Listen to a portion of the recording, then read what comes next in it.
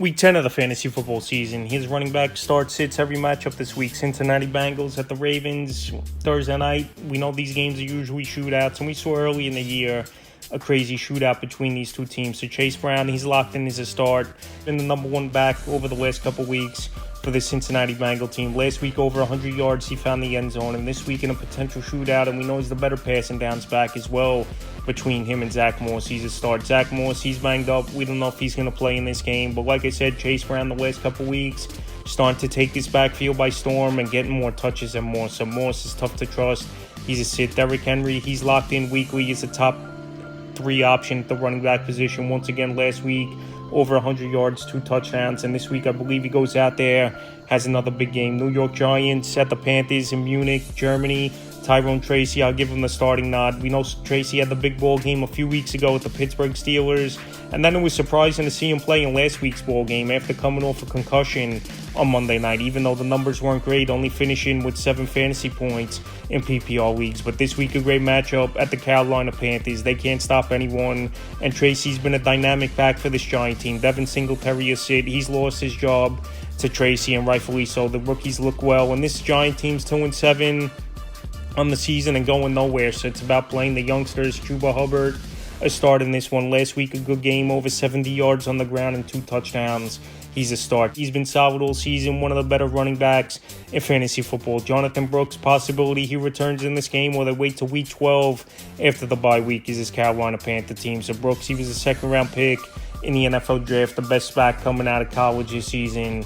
So Brooks, he's going to be on a snap count, and I don't believe he's going to have much of an impact in this ball game to be someone you trust in your lineup. San Francisco 49ers at the Tampa Bay Buccaneers. Christian McCaffrey finally making his season debut after he's been out the whole season. And obviously you took McCaffrey as a number 1-2 pick overall in fantasy drafts, so he's a start. He's not going to get 100% of the touches or even 90% at that, but McCaffrey, even let's say he gets 15, 18 touches in this ball game versus a bad Tampa Bay defense, I still believe he could put up top 10 numbers at the position. That's just how talented he is.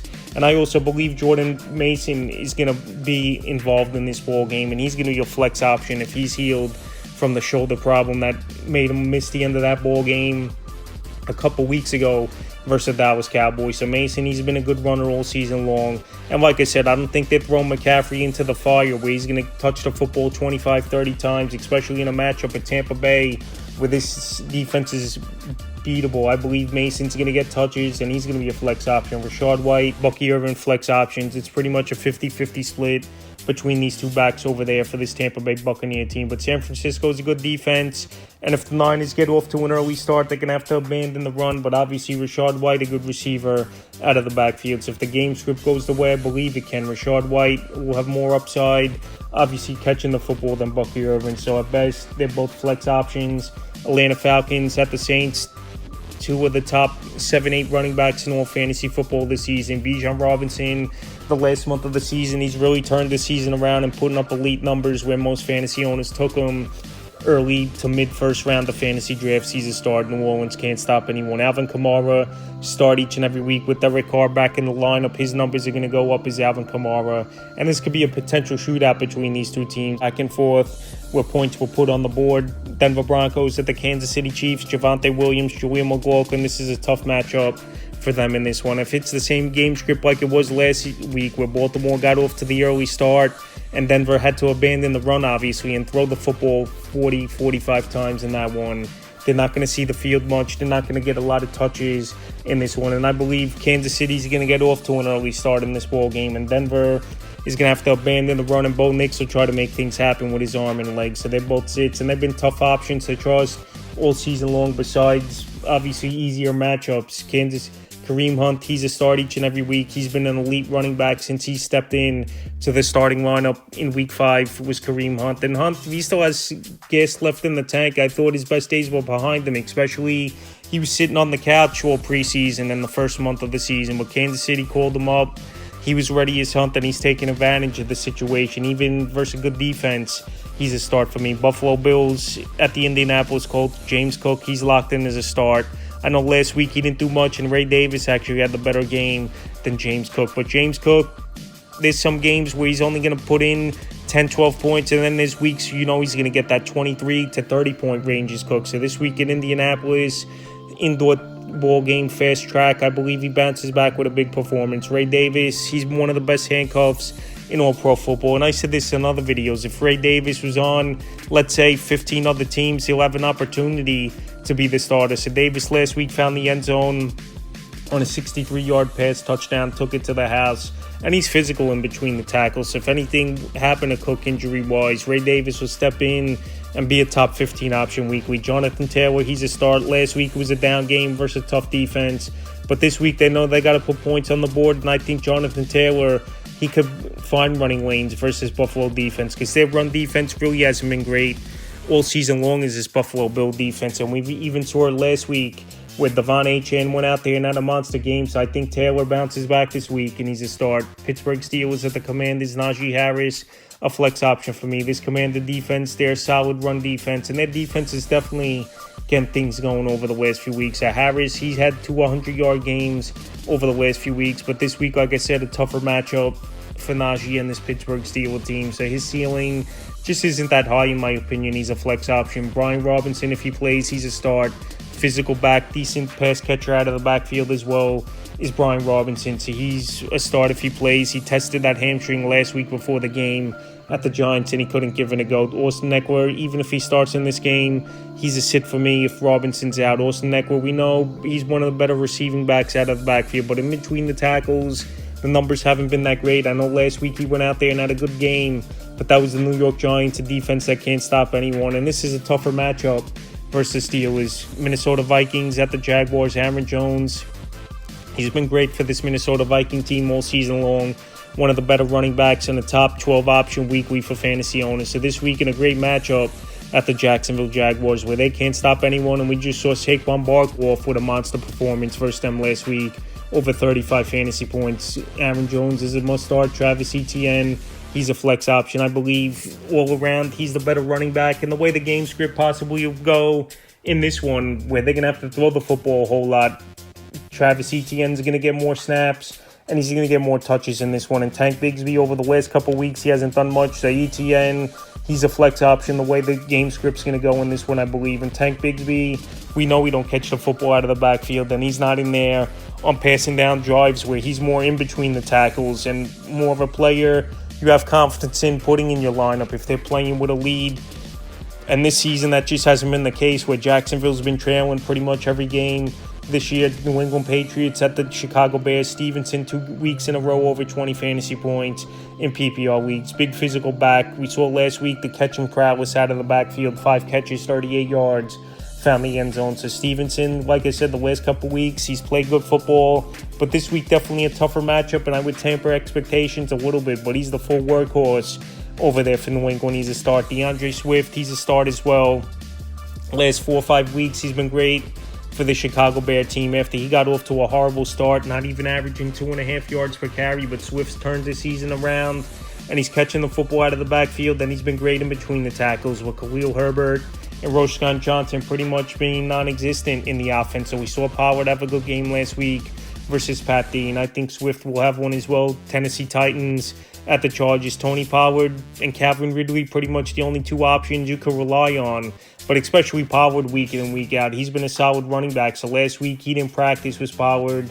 He still played in that ball game versus New England Patriots, and he went out there and had a great performance. Over 120 yards on the ground, adding 3 catches with 26 yards. So Tony Pollard, a change of scenery has been great for him, going from the Cowboys. Well, I know 2 years ago he had a big year, and then last season he did have 1,000 yards, but it was a down season. But he's been great for this Titan team. He's a start each and every week. J.K. Dobbins a start each and every week. And Dobbins obviously coming into the season, the problem was Gus Edwards was there, but he's injured. And also staying healthy, but knock on wood, he's been healthy all season, is J.K. Dobbins. And last week he went out there and had a monster performance at the Cleveland Browns.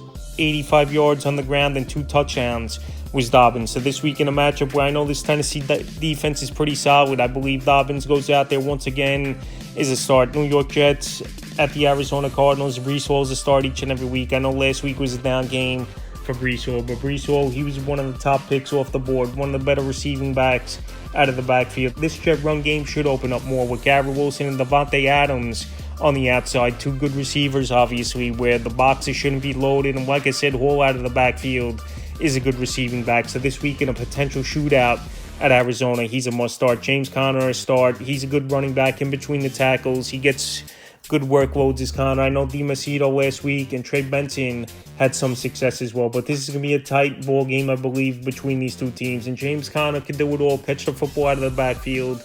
He's a three-down workhorse, and he knows this offense well. So this week versus the New York Jets, where they've had trouble versus the run over the last few weeks, we saw Joe Mixon go out there and have a nice game. I think Conner can have a nice game as well. Philadelphia Eagles at the Cowboys. Saquon Barkley came off a monster performance. And we know Barkley's had a great career versus the Dallas Cowboys in his New York Giant days. So Barkley's locked in as a top 3 option pretty much weekly. And it wouldn't be surprising to me if he goes over 100 yards and finds the end zone in this one. Rico Dotto, a flex option. The last couple weeks that he's played Dotto, he's actually been a decent option in PPR leagues. Super Rush starting in this game, where we could see a lot of dump-offs to Rico Dotto and this Cowboy team trying to keep this Eagle offense off the field where he runs the football. But Rush is in there. I don't see a high ceiling at all for Rico Dotto. Eagles either way get off to a 10, 14-point lead, and the Cowboys got to play catch-up, and that's where things get trickier. Detroit Lions at the Texans Sunday night. David Montgomery, Jahmyr Gibbs, they're locked in weekly as starts. This is the best 1-2 tandem in the backfield of pro football. And this is going to be a shootout, I believe, on Sunday night indoors at the Houston Texans. So both these running backs, they get their drives in the game, where Jahmyr Gibbs is more a second-half running back, with Montgomery starting the ball game, obviously, and getting a lot of the first half touches. And then Gibbs coming in after a defense is worn down and using his speed to get to the spots and making plays. Joe Mixon to start each and every week. He's been a top 10 option weekly for fantasy owners. And now with Nico Collins back in the lineup, most likely this week, it's going to open up the running game even more. So he's a start. Potential shootout in the final game, Miami Dolphins at the Rams. Devon Achane, he's a start each and every week. And you just see the numbers this season. With Tua in the lineup, it's pretty much 20 or more fantasy points weekly for Devon Achane. So he's a dynamic back. Yards per carry, one of the best in the league. Pass catching ability's gotten better as well this season. And they've designed a lot of screens for Devon Achane as this Miami Dolphin team. So this week in a potential shootout indoors on the fast track at the Rams, he's a must-start. Raheem Mostert last week, he looked decent at times, but then fumbled the football. And we even saw Jalen Wright come in on some plays and get some run. But Raheem Mostert, he's a veteran running back. I don't believe they're going to bench him after that bad fumble at Buffalo in the middle of that ball game. So this week, I think he's actually a flex option, a back-end option, especially with 4 teams on bye. And Kyren Williams, he's a start each and every week. I know last week was a down game for Williams, but he still had double-digit fantasy points in PPR leagues. And Kyren Williams, he's been a top 10 option weekly as well. And this week in a potential shootout and a great matchup versus the Dolphins that can't stop anyone, he's a start. So that's running back start sits every matchup for Week 10 of the fantasy football season.